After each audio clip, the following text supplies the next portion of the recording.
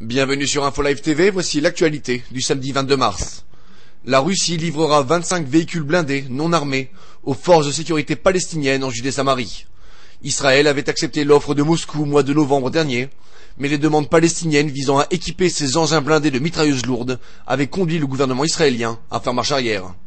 La Russie s'est finalement pliée aux demandes israéliennes et livrera ses véhicules blindés, mais sans armes, aux forces de sécurité palestiniennes.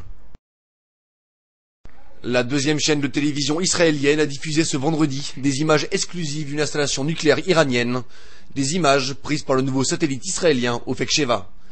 Ces images, en provenance du bureau du porte-parole de l'armée israélienne, avaient été cependant refusées à la publication lorsque la 10e chaîne de télévision israélienne en avait fait la demande.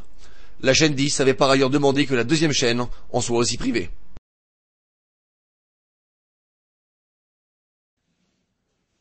Un accord de réconciliation entre les frères ennemis du Fatah et du Hamas serait en voie d'être conclu.